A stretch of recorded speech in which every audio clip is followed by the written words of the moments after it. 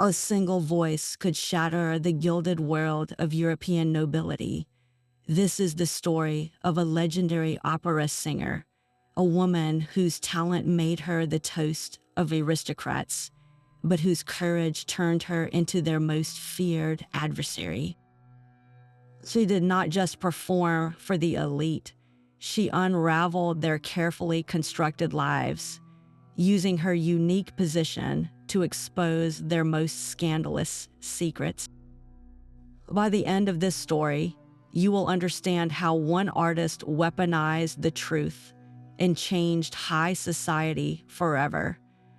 What hidden sins did she discover behind the velvet curtains? How did a performer become the keeper of so many dangerous truths? What would you risk to reveal a powerful secret? She was born into a world far removed from the marble halls where she would one day reign.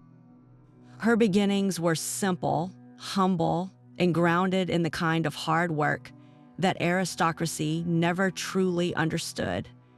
But even as a child, her voice was anything but ordinary.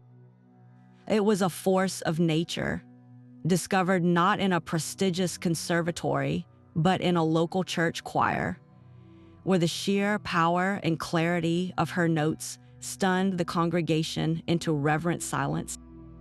This raw, untamed gift was her only inheritance, and it was more valuable than any title or fortune. Her relentless dedication turned that natural talent into an impeccable instrument.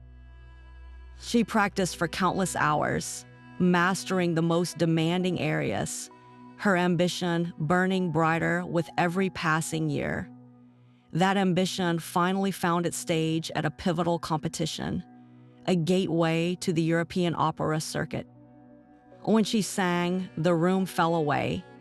The judges, seasoned critics of the art, were left speechless. They had not just discovered a singer, they had witnessed the birth of a phenomenon. Her official debut on the continent was nothing short of a conquest.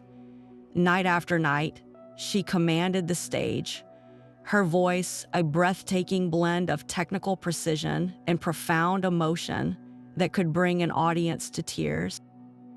The elite flocked to see her, these nobles and industrialists who were used to owning everything beautiful. They admired her, yes. They showered her with jewels and applause, but they also patronized her. In their eyes, she was a dazzling ornament, an exotic bird they had brought into their gilded cage for their amusement. They never suspected that the woman they applauded so condescendingly was studying them just as intently, learning the secrets of their world from the one place they never thought to guard, the stage itself. How could a voice that brought them so much pleasure also become the instrument of their undoing? Her voice was not merely heard, it was felt. A deep, resonant power seemed to vibrate through the very air in the opera house, a physical force that could command silence from a chattering crowd of 1,000. Critics of the day struggled for words, often describing her instrument as possessing 3 distinct voices in one. Her lower register had the warm, dark richness of aged velvet, a sound that seemed to wrap the audience in a profound and intimate comfort. Then she could soar into a crystalline upper range, each note piercingly pure and perfectly placed, like a string of flawless diamonds catching the light. But it was the middle of her voice, a lush and expressive contralto, that truly undid her listeners. This was where the emotion lived, a raw and human quality that could convey heartbreak, joy, or fury with a subtlety that language could never match. An oft-repeated story tells of a performance where, during a tragic aria, her portrayal of grief was so utterly convincing that the entire audience, from the dusty balconies to the plush orchestra seats, was left sobbing uncontrollably. Men who led armies and women who presided over vast salons were seen dabbing their eyes, their social masks completely shattered by the art unfolding before them. This emotional power made her the most sought-after performer of her generation. Dukes and princes did not just attend her performances, they competed for her favor. They sent cascades of flowers backstage, notes on expensive stationery, and gifts of breathtaking jewelry, all in the hope of securing a private audience or simply earning a nod of recognition from the stage. She held a unique kind of court, one where artistic sovereignty trumped inherited title. In her presence, the most powerful men in Europe were reduced to eager suitors, all vying for the attention of the one woman whose approval truly mattered in that gilded world. They saw her as a prize to be won, a brilliant star to adorn their social circle. They never stopped to consider what she saw when she looked back at them from her throne upon the stage. This system of noble patronage was the very engine of the arts, but for the performer, it was a gilded cage. A duke or a prince would provide a generous annual stipend, cover the cost of a lavish apartment, and ensure a steady stream of the most prestigious performance invitations. In return, the artist was expected to be more than just a singer. They were to become a loyal member of the patron's inner circle, a living testament to their benefactor's exquisite taste and immense wealth. This loyalty was not a vague concept. It was a binding contract of silence.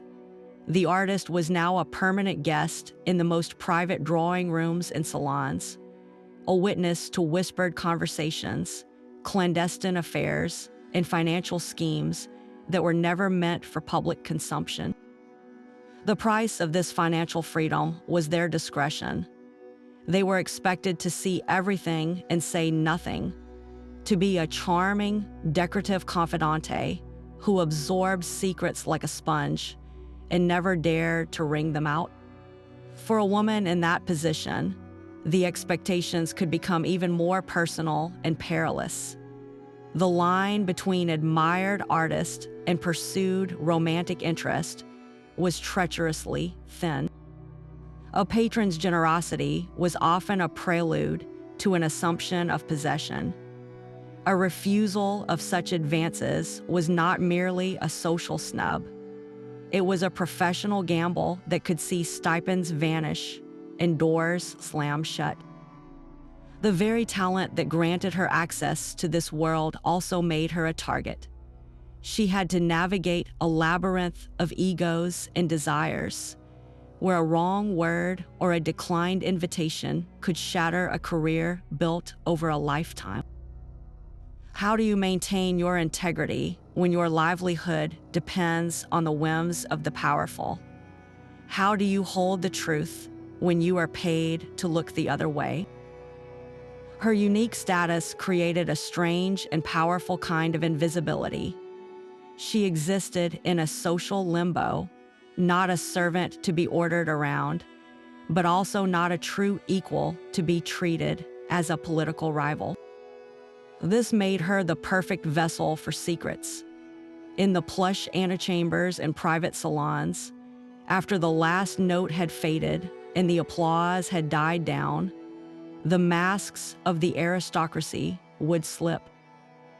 A countess, giddy from champagne and the evening's excitement, might draw her aside, lowering her voice to confess a devastating heartbreak over a forbidden love. A powerful duke, believing her to be a beautiful, neutral party with no stake in his political games, might boast about a clandestine deal he had brokered to undermine a rival. They saw her as a living diary, a charming, talented ear who could absorb their most scandalous truths without any consequence. They never considered that she was also a brilliant archivist, mentally cataloging every whispered confession and every careless revelation. The family dysfunctions were perhaps the most telling. A mother might lament her son's gambling debts that threatened to bankrupt their ancient estate. A father might express his fury over a daughter's rebellious engagement to a man of no name or fortune. These were not just private troubles, they were vulnerabilities, cracks in the gleaming facade of noble power. And she heard it all, standing there in her performance gown, a silent witness to the crumbling foundations of the very world that applauded her. What happens when the living diary decides to speak? The first crack in the gleaming facade came not from a grand political conspiracy, but from a simple, misplaced letter. It was a crisp, cream-colored envelope, sealed with a distinctive signet ring bearing the crest of a minor but influential German prince. He was a man known for his rigid public morality and his politically advantageous marriage to a lady from a wealthy, powerful family. He had been one of her most ardent patrons, always seated in the front row, his gaze intense and unwavering. One evening, after a particularly moving performance, he had pressed a small, velvet-lined box into her hand with a murmured compliment.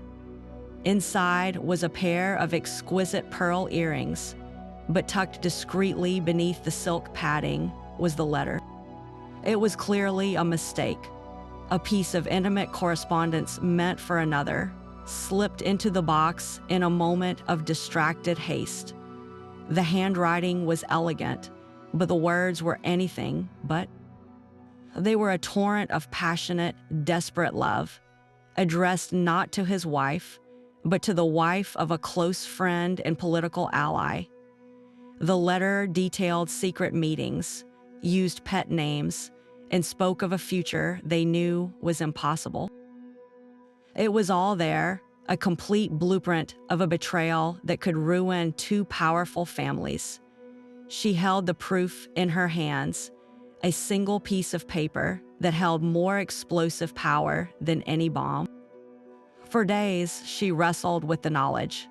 She was holding a lit fuse.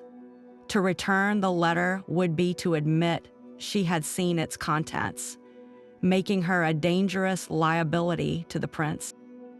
To keep it was to possess a weapon she never asked for. The decision was made for her when the prince's lover, consumed by paranoia, confronted her backstage. The woman's fear was palpable, her pleas a frantic whisper in the shadowy corridor. She begged for the letter's return, confirming every word of its scandalous truth. The singer remained calm, her face a mask of polite neutrality, but in that moment, she understood the true depth of the hypocrisy she was surrounded by. The secret did not stay secret for long. She never publicly proclaimed what she knew, but she ceased to be a vessel of silence. In the drawing rooms of Paris and Vienna, a carefully worded remark here, a knowing glance there, was all it took. The rumor, once a fragile thing, found fertile ground and began to spread with a life of its own. It was a wildfire in a world built on dry tinder. Soon, everyone was whispering about the prince and his lover. The initial shockwaves were subtle but profound. Invitations to certain events were quietly withdrawn. Alliances shifted. The prince's public reputation, once untouchable, became a subject of sly commentary in the press. His political influence waned almost overnight, as other men, fearful of their own secrets, distanced themselves from him. The gilded world had received its first, unmistakable warning. The woman on the stage was not just an artist. She was a witness, and she was no longer willing to forget what she had seen. She never shouted her accusations from the stage. Her method was a far more subtle and devastating art form, one she had perfected in the very salons she now sought to dismantle. The first and most potent tool was the strategic conversation. She understood the social ecosystem perfectly, knowing exactly which influential hostess despised which duke, or which newspaper editor was hungry for a society-shattering scoop. At a gathering, she might glide over to a known rival of the noble in question. Under the guise of light gossip, she would offer a morsel of truth, wrapped in a veneer of sympathy or shared concern. "Oh, I do hope the prince is managing his personal affairs with more care," she might murmur. "It is such a shame that his distractions could hinder his important work." That single, seemingly innocent comment, dropped into the right ear, was a seed. It would take root, sprout, and spread through the city by the next afternoon, now armored with the credibility of its new source. For secrets that required a wider audience, she turned to the artistic underground. Her fellow performers, journalists, and writers were a powerful network, deeply skeptical of the aristocracy they entertained. A whispered confidence over coffee with a sympathetic journalist would transform into a thinly veiled item in a popular satirical paper. The details would be altered just enough to provide plausible deniability for her, but the core of the scandal would be unmistakable to those in the know. The entire city would be reading about a certain foreign prince and his tragic lack of discretion, all while she stood on stage, the picture of innocent artistry. On rare occasions, when a secret was too dangerous to be attached to any voice, even a whisper, she resorted to the anonymous letter. These were not ranting accusations, but masterpieces of insinuation. Written on plain paper with a disguised hand, they would be sent directly to the wife of the man being exposed, or to a political opponent who had the most to gain from the information. The letter would not state facts outright, but would ask concerned questions. "Are you aware, madame, that your husband is often seen leaving the residence on such and such street at most peculiar hours? Do his political allies know the full extent of his financial entanglements with a certain industrialist?" This method was chillingly effective because it did the work for the recipient. It provided just enough information to spark a private investigation, turning the victim's own family or rivals into the agents of their downfall. She was a conductor of truth, not a brawler. She never needed to hold a press conference or publish a manifesto. She simply redirected the flow of information, using the vanity and paranoia of high society as her amplifiers. A secret once known to her would inevitably find its way to the one person who could do the most damage with it. The nobility had treated her as a beautiful object, but she had turned their own world into her instrument, and she played it with a virtuoso's touch. How long could the gilded class remain standing while their deepest shames were being played back to them as a haunting melody? The pearl earrings had unleashed a storm. That single misplaced letter did not just ruin one prince. It sent a tremor through the very foundations of European power. Public outrage, once a quiet murmur in polite society, became a roar in the press. Satirical cartoons depicted the cuckolded husband as a hero and the prince as a bumbling fool, his regal medals replaced by symbols of his indiscretion. The scandal was no longer a private shame, it was public entertainment, and the aristocracy was the main act. This public mockery was a new and terrifying experience for a class that had always controlled its own narrative. The fallout was swift and merciless. The prince's marriage, a cornerstone of his political alliance, was formally annulled in a proceeding that was itself a spectacular source of gossip. Stripped of his wife's fortune and his social standing, his political career evaporated. He was forced to retire to a remote estate, a ghost in his own life, while the woman he loved was sent to a convent abroad, her life equally forfeit. But the repercussions did not stop at one disgraced noble. The truth, once set free, had a contagious quality. In Vienna, a prominent count, whose secret financial dealings she had casually mentioned to a rival, found himself challenged to a duel. He survived the pistol shot, but not the disgrace. His reputation so thoroughly shattered, he was forced to resign his military commission and flee the country in disgrace. In London, the daughter of an industrial baron, upon learning of her fiancé's hidden dissolute lifestyle from an anonymous tip that bore the singer's unmistakable style, broke off the engagement just days before the wedding, causing a financial and social crisis for both families. These were not isolated incidents. They were dominoes falling. Each exposed secret revealed another, creating a cascade of panic among the elite.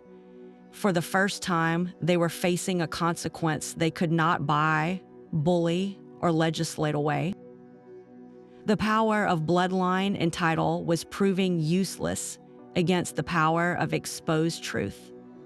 A duchess could no longer be sure her confidences were safe. A minister could not guarantee his backroom deals would remain in the dark. The weapon was not a sword or a law.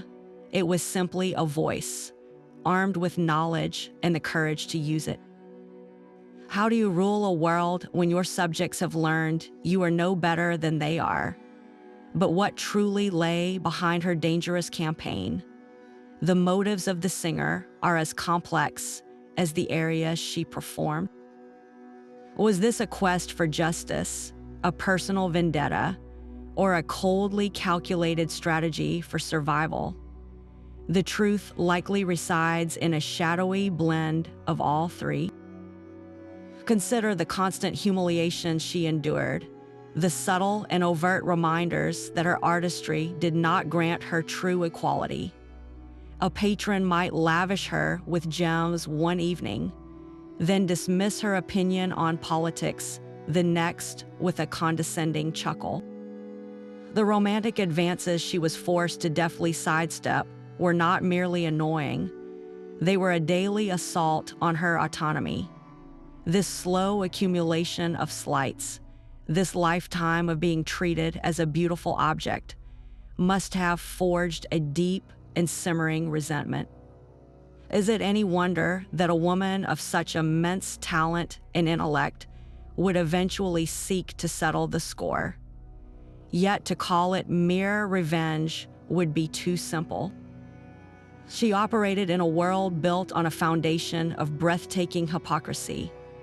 These men and women who presented themselves as paragons of virtue and honor were, in their private lives, often liars, cheats, and manipulators. Having been granted a backstage pass to their truest selves, she developed a profound contempt for the entire charade. Her actions, then, can be seen as a form of radical housekeeping, a desire to sweep away the moral rot and expose the gilded lies for what they were. This was not just about punishing individuals. It was about challenging a corrupt system. And then there is the undeniable element of self-preservation. Knowledge is power, but it is also a terrible burden. By quietly revealing the secrets of others, she was building a formidable defense, A noble who knew she held damaging information about a rival would think twice before moving against her. She was making herself untouchable. Every exposed scandal was a message to the entire aristocracy, a warning that this particular songbird had talons, and she was not afraid to use them. Her motives were a powerful symphony, each note anger, principle, and cunning blending together to create a composition of defiance that would echo through the halls of power for years to come. What does it take for an artist to become a revolutionary? Her power was magnified by a hidden chorus of voices. The singer was not a solitary spy in the house of the elite. She was the brilliant conductor of a secret orchestra. Her network was vast and invisible, woven from the very threads of the society it sought to expose. Disgruntled junior nobles, bitter over slights from their superiors, would pass along damning financial records. Ladies' maids and valets, whose ears were always open, traded fragments of overheard arguments and secret assignations for small sums of money or simple acts of kindness.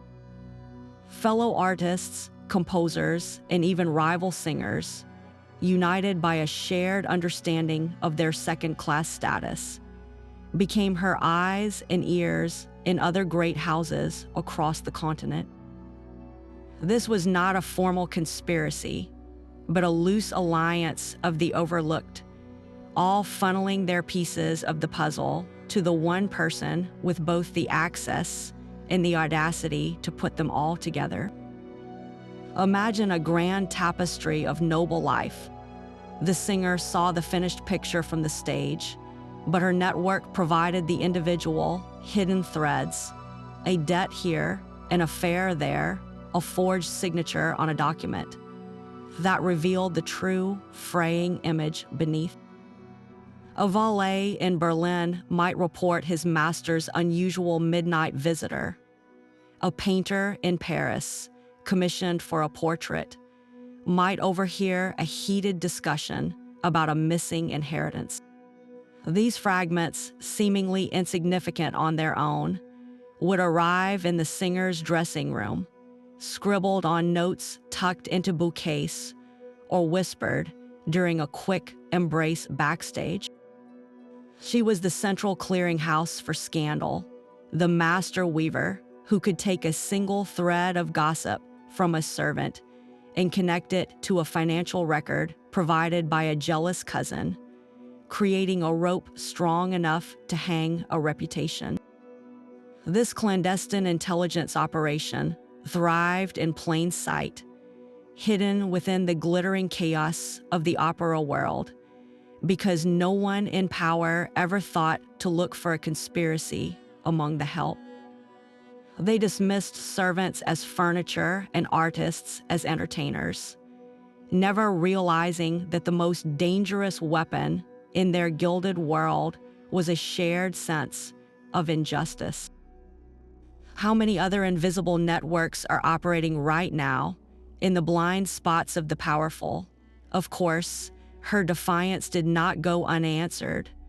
The nobility, cornered and exposed, retaliated with the only tools they understood: intimidation and raw power. The first sign of their wrath arrived not as a public denouncement, but as a small, unmarked envelope left on her dressing room table. Inside was a single sheet of paper, devoid of a signature, bearing only a crudely sketched dagger and the words, "Know your place." It was a childish threat, yet it sent a cold shiver down her spine. This was not a social snub, it was a promise. More letters followed, some warning her to cease her performances, others detailing the exact route she took home from the opera house each night. The message was chillingly clear. She was being watched. Her social life, once a whirlwind of invitations, began to wither. The very salons that had once competed for her presence now found their doors mysteriously closed. An influential duchess, whose own husband's infidelity had been one of the singer's early revelations, orchestrated a quiet but effective boycott. Invitations were lost in the post, or her usual box at the theater was suddenly and apologetically already reserved for another. It was a campaign of silent erasure, an attempt to make her disappear from the world she had so brilliantly illuminated. But the most frightening moment came one foggy evening as her carriage navigated the cobblestone streets. Another coach, larger and unmarked, pulled alongside hers, forcing her driver to a sudden, jarring halt. A man, his face obscured by a high collar, leaned from the window and shouted a single, guttural warning before his coach sped away into the mist. The words were lost to the clatter of hooves, but the intent was unmistakable. This was no longer a game of whispers and rumors. It was a direct physical threat. The risk she was taking became terrifyingly real in that moment. Every shadow now held a potential enemy, every anonymous face in the crowd a possible assassin sent by a ruined duke or a disgraced prince. How do you measure the courage it takes to continue singing when every note you hit might be your last? The fog of anonymous threats could not obscure the truth for long, because she had found the perfect amplifier for her whispers, the booming voice of the popular press. In the bustling cities of the 19th century, a new power was rising, one not born of noble blood, but of cheap paper and fast printing presses. Newspapers were no longer just for the elite. They were for the masses, and their editors knew that nothing sold copies faster than a juicy scandal about the high and mighty. These journalists were not her formal allies, but they were eager accomplices, always hungry for the kind of salacious detail that could turn a dry political column into a front-page sensation. When a carefully placed rumor from the singer's circle reached the right reporter, it was like striking a match in a room full of gunpowder. A story about a duke's gambling problem was no longer a private tragedy. It was public proof that the aristocracy was morally bankrupt. An exposé on a countess's secret debts was not just gossip. It was a political statement, revealing that the entire system was propped up by lies. The press had the reach she could never achieve on her own, turning her backstage whispers into a roar that echoed through every coffee house and public square. They understood that by publishing these stories, they were not merely reporting news. They were actively dismantling the myth of inherent noble superiority. Why should a man rule because of his name? The papers implicitly asked, when he cannot even manage his own household. The public, once in awe of titles and crests, now devoured these stories with a sense of righteous glee. The respect that had been the nobility's greatest shield was being systematically eroded, one scandalous headline at a time. The singer did not need to confront her enemies directly. She only needed to hand the truth to the journalists, and they would build the gallows in the town square, using the words of the common people as their rope. The next scandal she unraveled struck at the very heart of the aristocracy's power, their wealth. It began not with a whispered confession, but with the quiet desperation of a land agent, a man who managed the vast rural estates of a famously wealthy baron. This man, tormented by his own complicity, sought her out after a performance, his hands trembling as he passed her a small ledger. Its pages told a story of systematic theft, not from the baron, but from the impoverished tenant farmers who worked his land. The baron was secretly inflating their rents. then skimming a portion of the state taxes meant for road repairs and school upkeep, pocketing the difference and leaving the local community to crumble. He was literally starving his own people to fund his lavish life in the capital. This was a different kind of sin, colder and more calculated than a passionate affair. It was a crime against the helpless, hidden behind layers of accounting and the unassailable authority of a noble name. She understood that exposing this required more than a rumor. It demanded proof. The ledger was a start, but it was written in a code of numbers that only an insider could decipher. She needed to make the crime tangible, to translate dry figures into a human story that would ignite public fury. She turned to her network, dispatching a trusted ally, a journalist with a talent for investigative work, to the Baron's rural holdings. Posing as a traveling writer, he documented the crumbling cottages, the sickly children, and the fields yielding less each year because the farmers could not afford to repair their tools. He collected statements from terrified tenants who spoke of the Baron's agent threatening eviction if they dared complain. These first-hand accounts, paired with the damning financial records, created an undeniable portrait of greed. Her strategy for exposure was a masterpiece of timing and theater. She waited for the Baron's most public moment of self-congratulation, a gala charity ball he was hosting for the city's orphans. The irony was too perfect to ignore. As the Baron stood to give a speech about his family's ancient tradition of noble charity, her ally's newspaper article hit the streets. The headline was brutal, and the story was accompanied not by a portrait of the Baron, but by a sketch of one of the dilapidated hovels on his estate. The news spread through the ballroom like a poison gas. By the time the Baron finished his speech, the applause was sparse and scattered, the faces in the crowd staring at him with a new, cold understanding. The financial and social collapse was swift and total. The state launched an immediate audit, confirming every accusation. The Baron was stripped of his government positions, sued by his own tenants, and financially ruined. His reputation was obliterated, becoming a permanent symbol of aristocratic cruelty in the popular press. This exposure proved her range. She was not merely a revealer of personal scandals. She was an auditor of power, capable of dismantling the economic engines of corruption that kept the nobility afloat.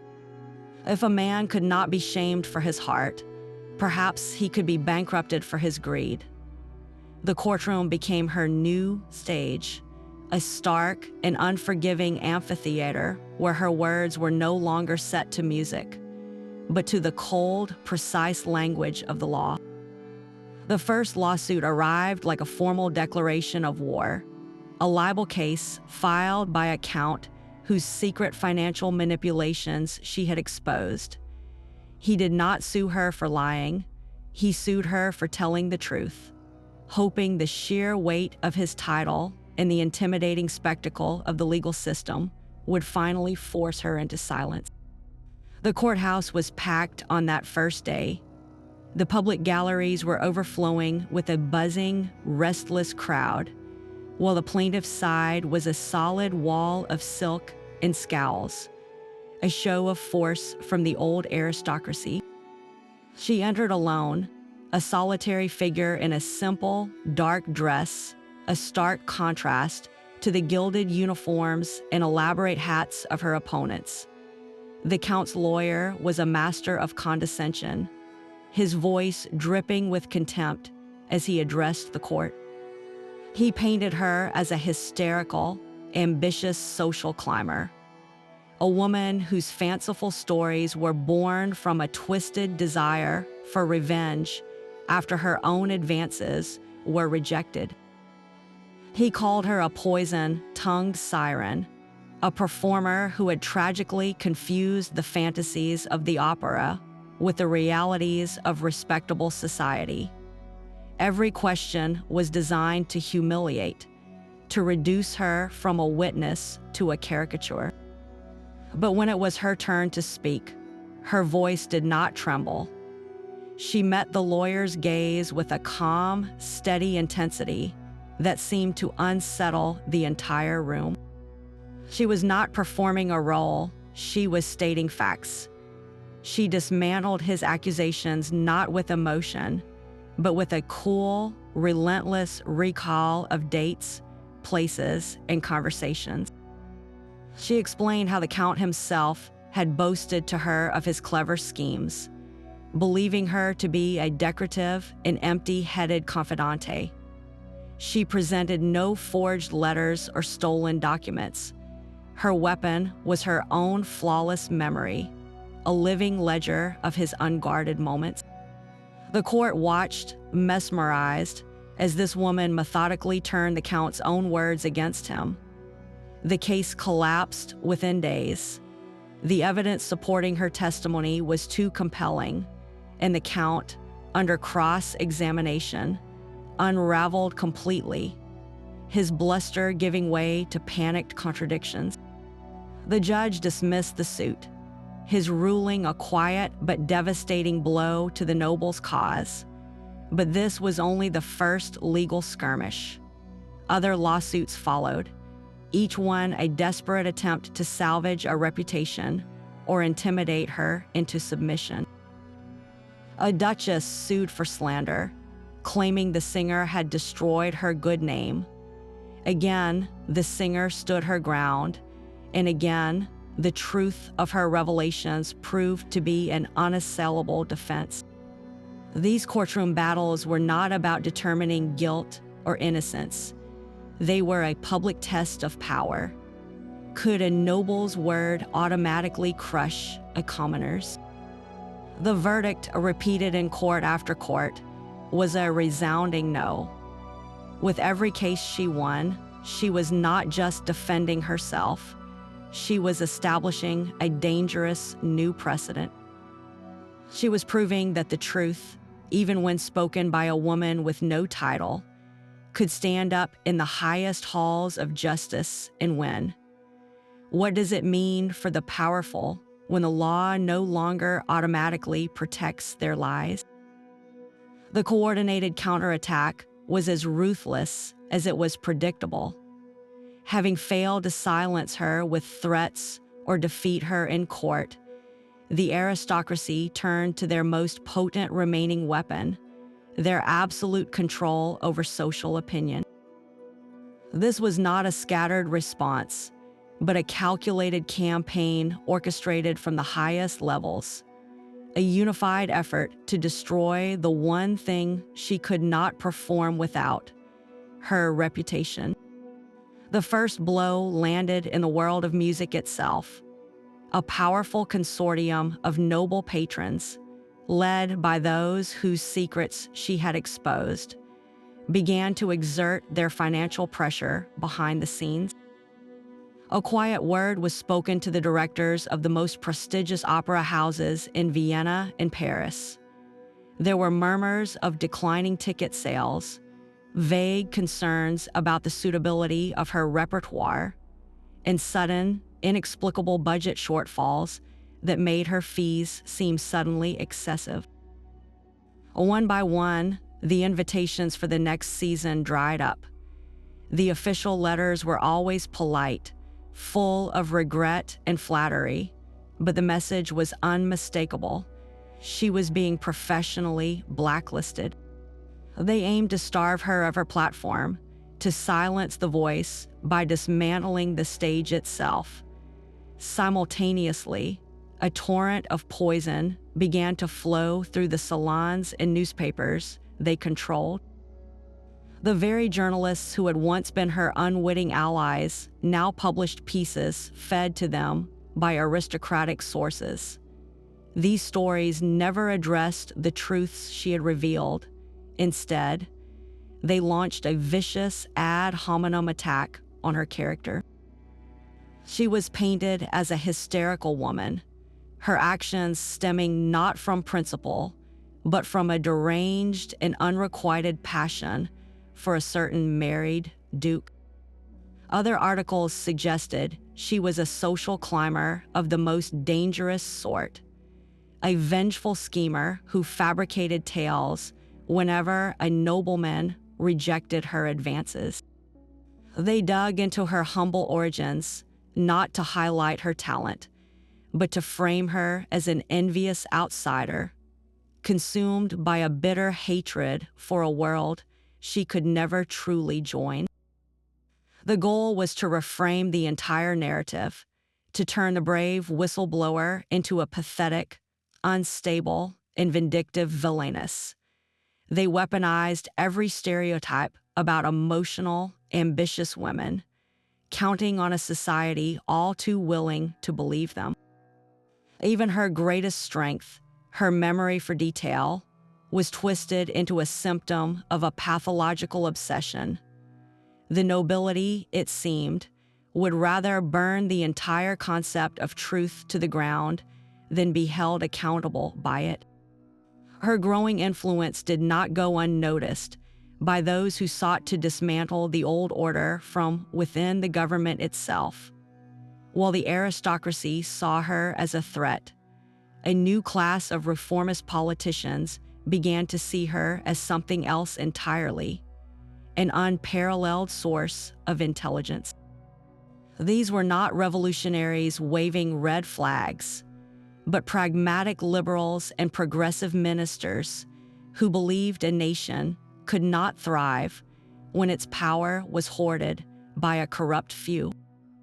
They recognized that her backstage access gave her a real-time map of the aristocracy's greatest vulnerabilities, information that was more valuable to their cause than any campaign speech.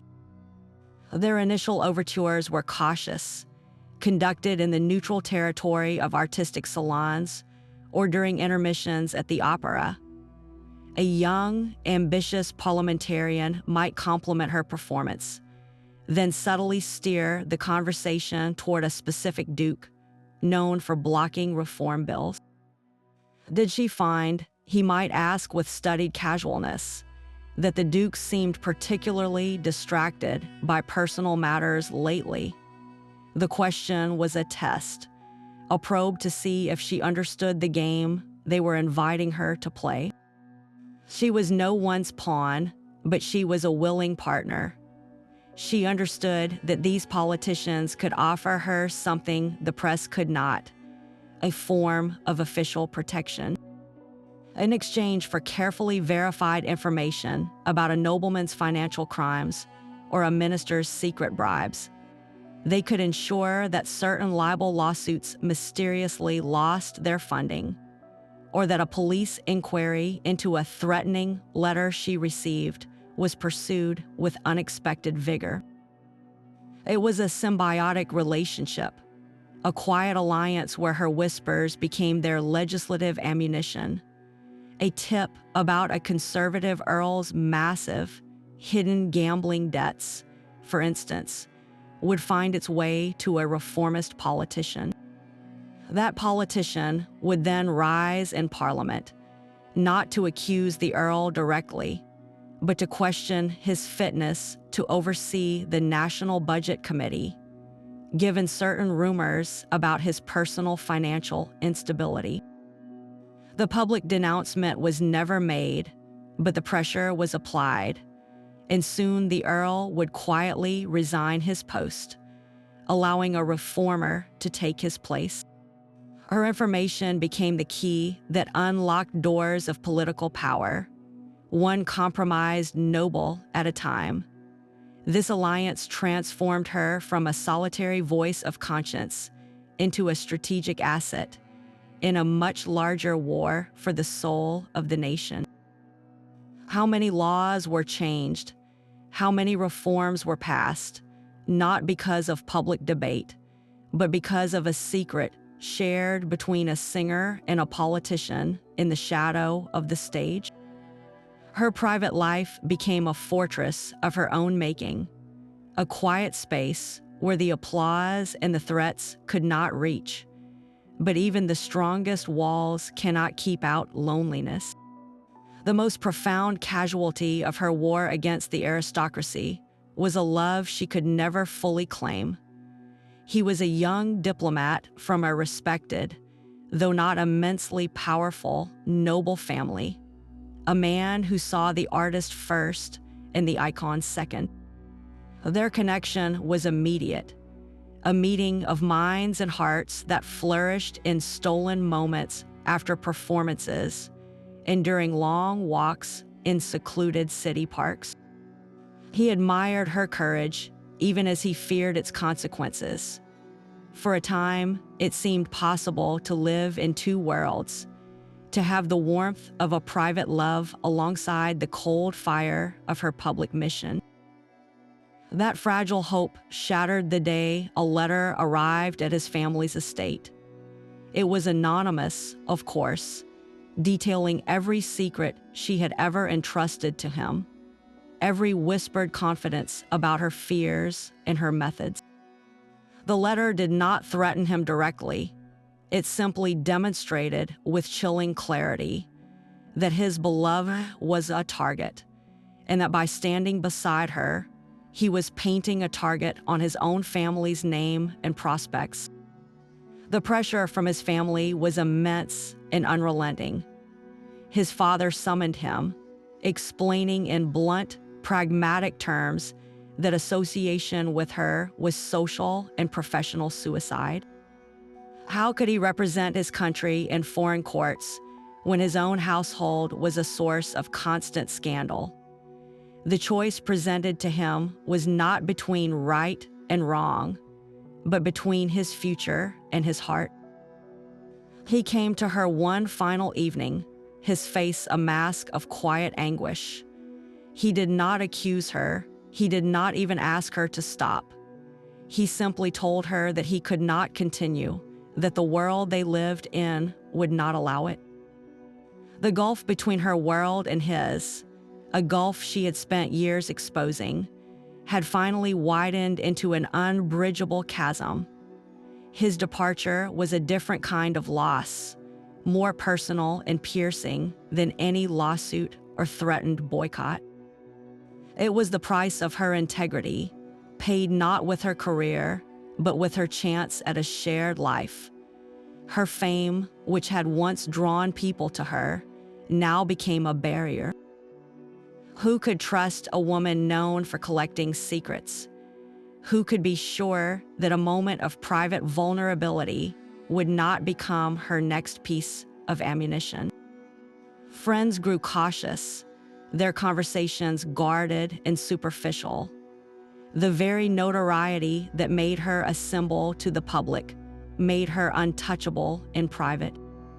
She lived in a crowded isolation, surrounded by admirers and enemies, but utterly alone.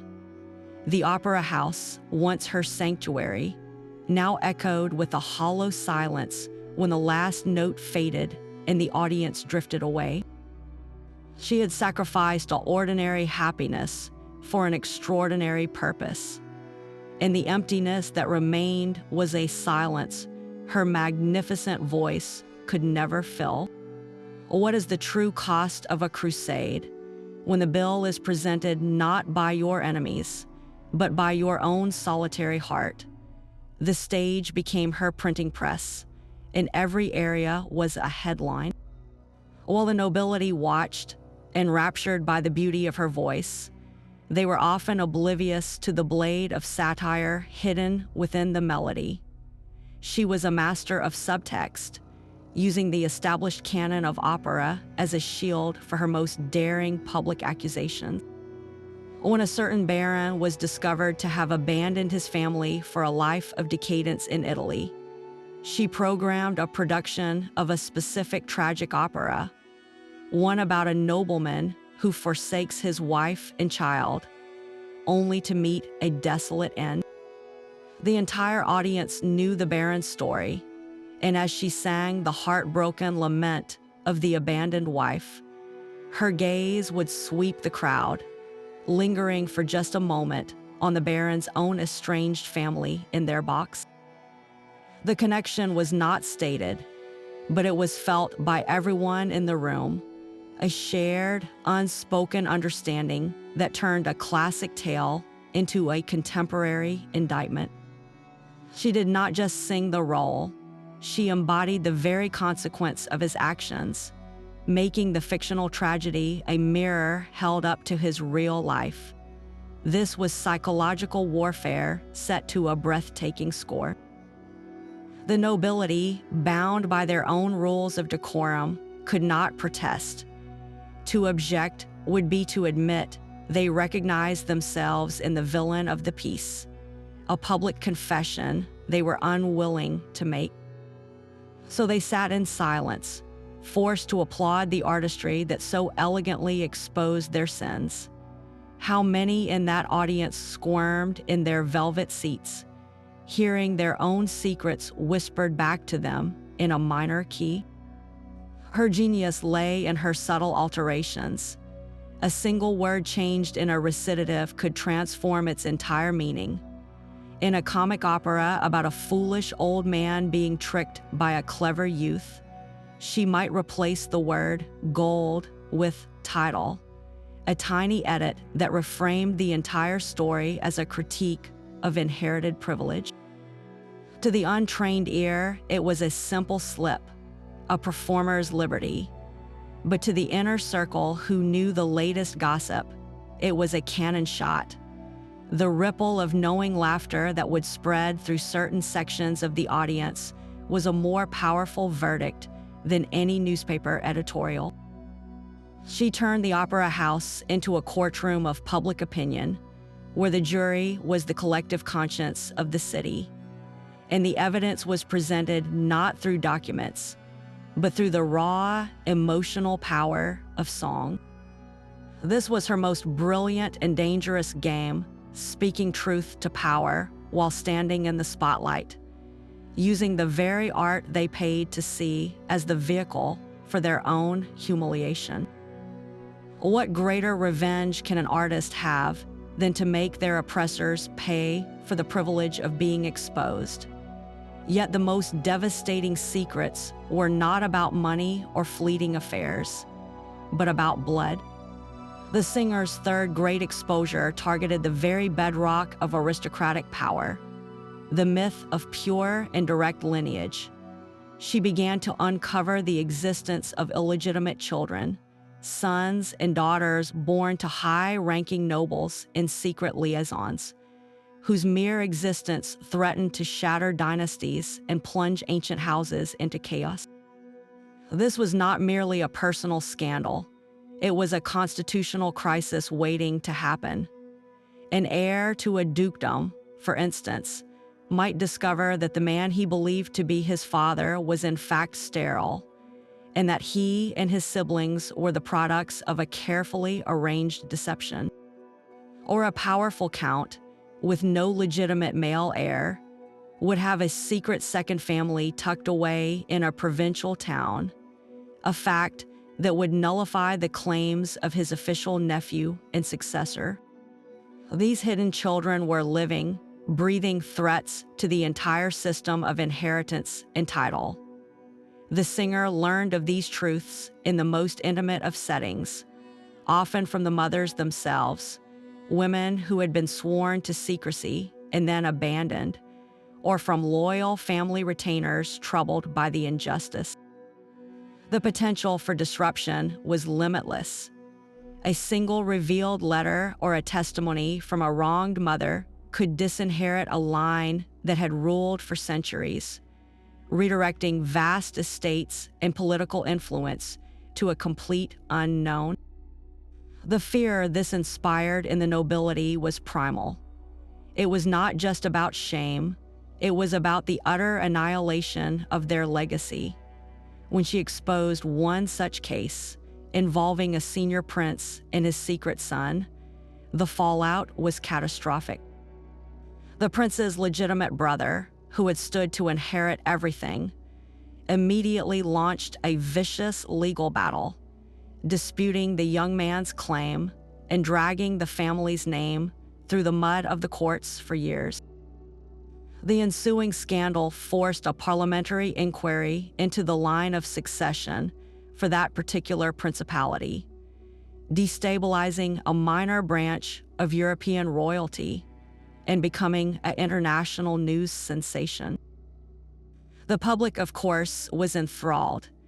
The idea that a noble bloodline could be a fiction, that a commoner might have a more legitimate claim to a castle and title than the man who occupied it, was a revolutionary concept. It made a mockery of the divine right of kings and the sanctity of aristocracy. Each exposed illegitimate heir was a crack in the foundation, proving that the entire majestic structure was built not on divine order, but on human frailty and carefully managed lies. How secure is any power that depends entirely on the secrecy of a single birth?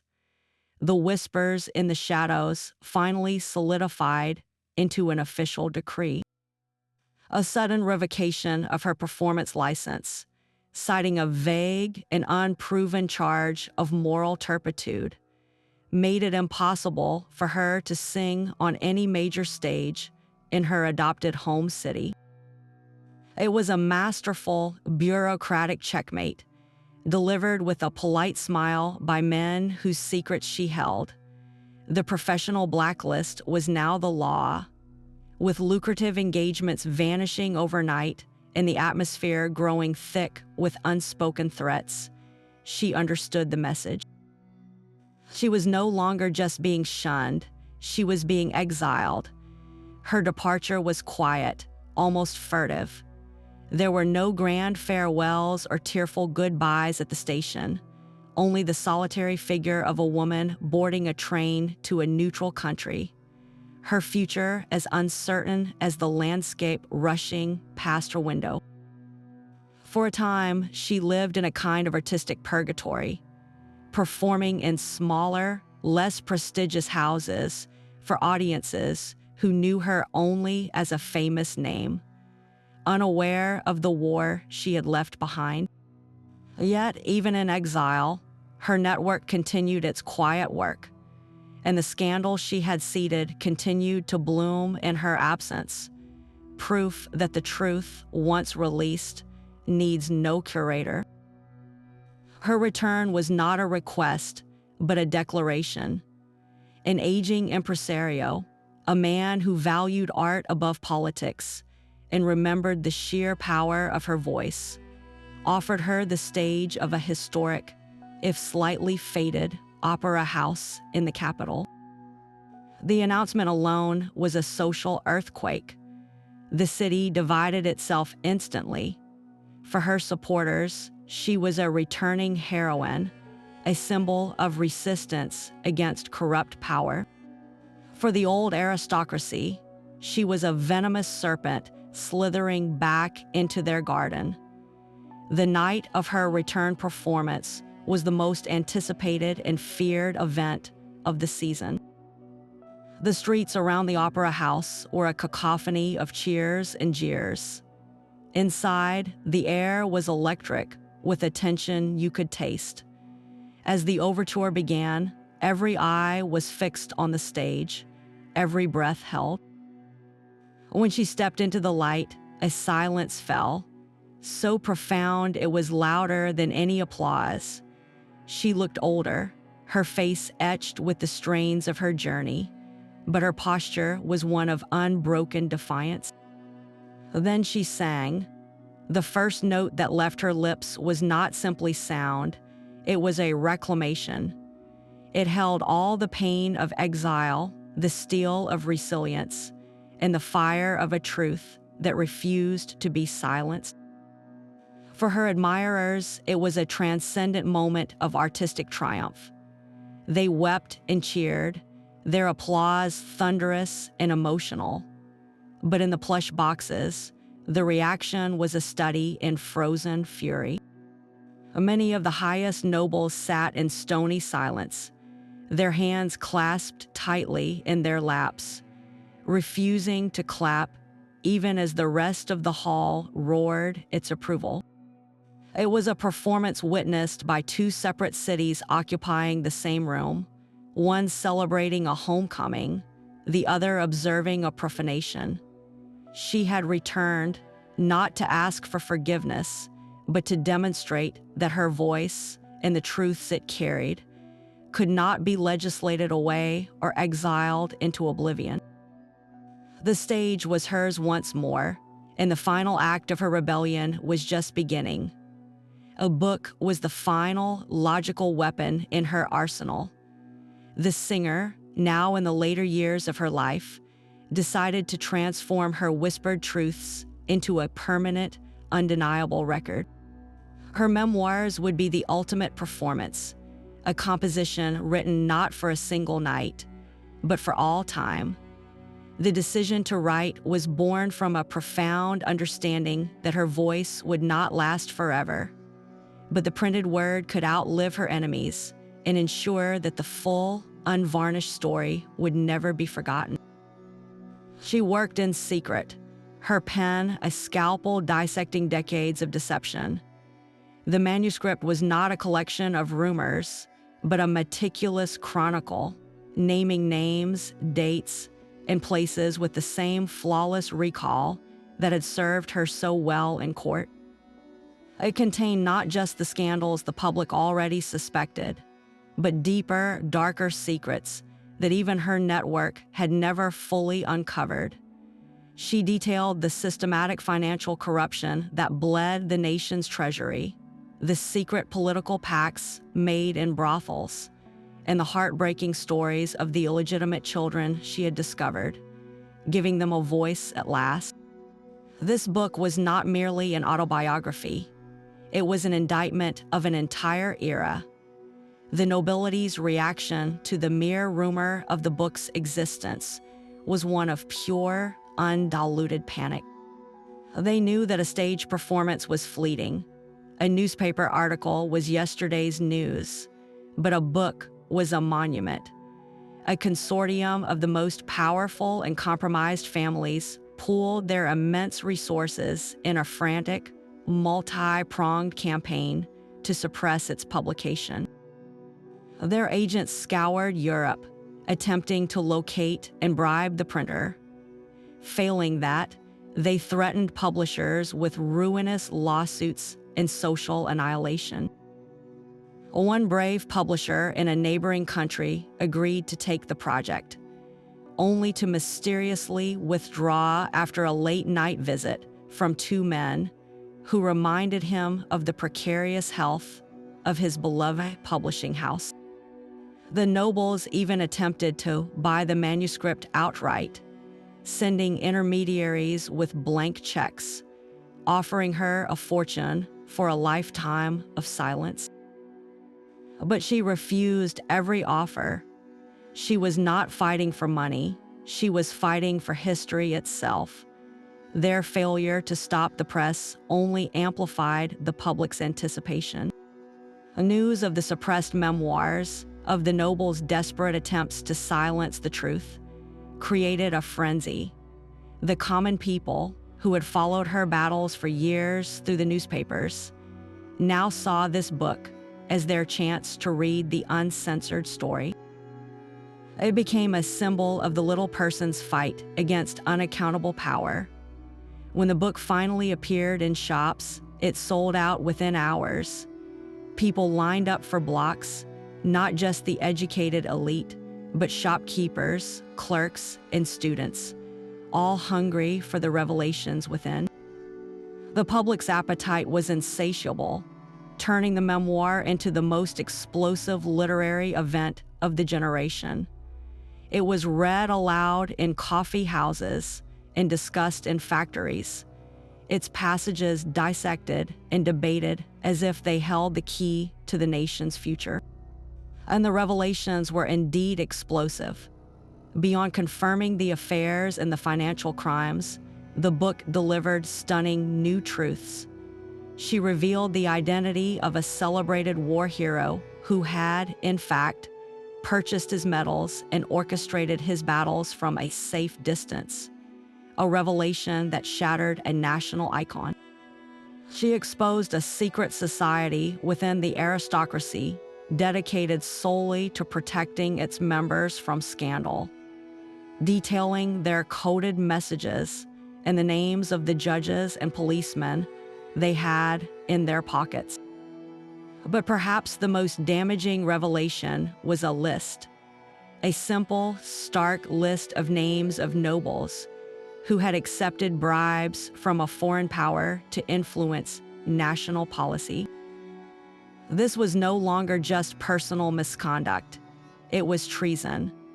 The publication of that list alone triggered immediate parliamentary investigations and led to the arrest and impeachment of several high-ranking officials. The memoir did not just tarnish reputations.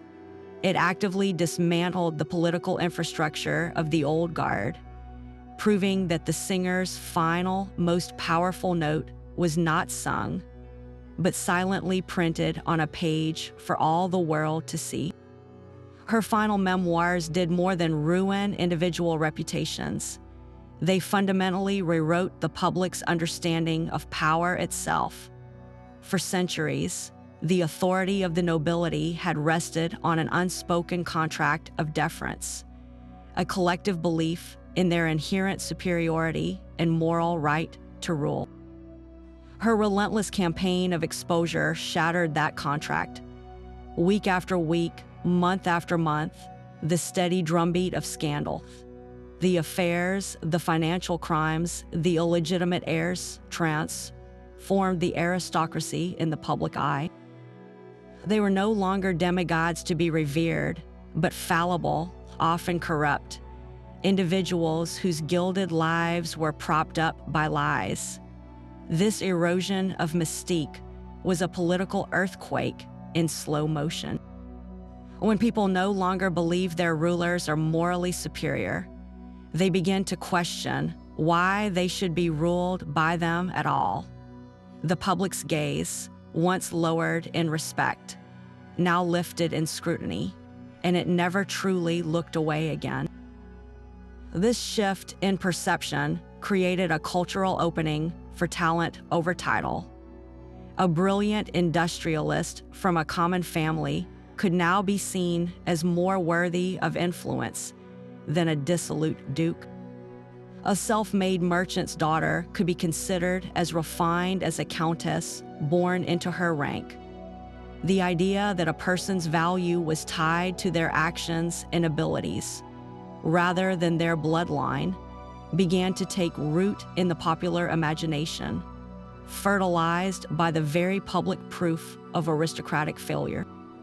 Her work did not single-handedly create democracy, but it cleared the ideological ground. By systematically dismantling the myth of noble virtue, she made space for a new, more radical idea to grow: the notion that power should be earned, not inherited. How do you maintain a divine right to rule when a single woman's voice has proven you are all too human? She never received a state funeral or a monument in a city square. The final years of her life were a quiet coda to a thunderous symphony.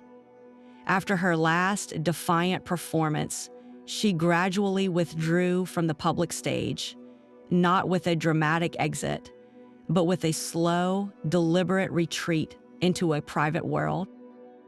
The relentless battles, the constant scrutiny, and the deep personal loneliness had taken an inevitable toll. She purchased a modest country house, far from the capital's glittering opera houses and treacherous salons, a place where the only audience was the rustling leaves in the garden. Her days were filled not with rehearsals and scores, but with correspondence from a few loyal friends and the quiet task of tending her memoirs. The voice that had once commanded the attention of kings was now mostly silent, reserved for humming an old aria to herself or reading aloud to the empty room. In this self-imposed exile, The woman who had been a living legend became simply a neighbor, a figure of quiet mystery to the local villagers. She lived long enough to see the world she had shaken begin to change, to witness the first real cracks in the edifice of aristocratic power. But she was no longer the one holding the hammer. Her death was noted in the papers, of course, a respectful obituary that chronicled her artistic triumphs and acknowledged her controversial role in society. But the fire of the scandals had largely burned out. The new generation, raised on her revelations, was already moving on to fresh battles. The institutions she had challenged, though wounded, proved remarkably resilient. The noble families, the court systems, the social registers, they all endured. And in their enduring power lay the mechanism of her obscurity. History, especially in its official form, is often written by the victors, or at least by the survivors. The great houses she had exposed had a vested interest in letting her story fade. They did not need to vilify her anymore. They simply needed to forget her. Textbooks on the period focused on political treaties and economic trends, not on the backstage whispers of an opera singer. Her memoirs, once a sensational bestseller, were gradually pushed to the back shelves of libraries, categorized as a curious, slightly salacious primary source rather than a central historical document. The magnificent art she had created was celebrated, but the fierce, courageous woman behind the art was slowly erased. Her profound impact on the public consciousness reduced to a footnote in the long, slow decline of the old aristocracy. Her name became a specialist's interest, a trivia question for music historians, while the grand narratives of power marched on, conveniently omitting the one woman who had proven that the most dangerous weapon in the world is a truth that refuses to be silenced. But who was she? The story of this defiant diva is a historical puzzle, her true identity blurred by time and perhaps by the very nature of her secret war. She might be a single, remarkable woman, or she could be a powerful composite, a legend woven from the threads of several courageous artists who dared to challenge their patrons. Historians have proposed a handful of candidates, each with compelling evidence and frustrating gaps. One prominent theory points to a celebrated mezzo-soprano of the late 19th century, a woman known for her fiery temper and her refusal to be controlled by the men who funded her career.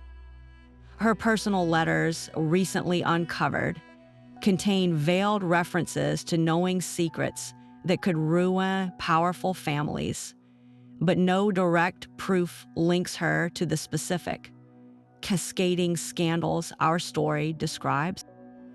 Another candidate is a gifted coloratura who mysteriously retired at the height of her fame, just as a series of noble disgraces reached their peak. Her sudden departure from the stage was explained as a nervous condition, but contemporary gossip sheets whispered it was the price of her silence, a quiet exile brokered to prevent further revelation. The lack of a single, clear name does not weaken the story. It somehow makes it more powerful. Her anonymity allows her to become an archetype, a symbol for every person who has ever held a dangerous truth and had to decide whether to speak it. We are drawn to her legend because it confirms our deepest suspicions about power and hypocrisy. It is a story we want to believe, a narrative where the overlooked and the patronized can, with enough courage and cunning, bring the mighty to their knees. Her tale persists because it is not just about an opera singer. It is about the eternal allure of the whistleblower. Why do some secrets feel too heavy for one person to carry? What gives someone the strength to risk everything for a principle? Her legend answers these questions with the most satisfying of resolutions, proving that a single voice, armed with nothing but the truth, can echo through the halls of power for generations. Her story remains a breathtaking testament to the power of a single voice. This was not a performer who simply sang for her supper. She was an artist who used her stage as a pulpit and her voice as a weapon of moral clarity.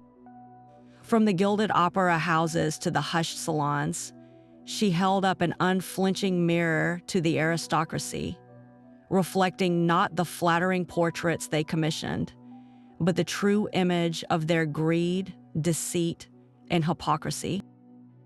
Her incredible saga reminds us that power is often most vulnerable to the very people it considers invisible. She navigated a world of velvet and venom, trading in the only currency that truly frightened the elite, the unvarnished truth. Her courage was not the absence of fear, but the profound conviction that some secrets are too heavy for the world to bear in silence. The timeless themes she embodied still resonate today, wherever individuals must find the strength to speak truth to power, challenging the comfortable lies that prop up injustice. Her legacy is a haunting melody, a reminder that art can be the most dangerous weapon of all when it refuses to look away. Who are the other unsung heroes who use their art as a scalpel to dissect the powerful?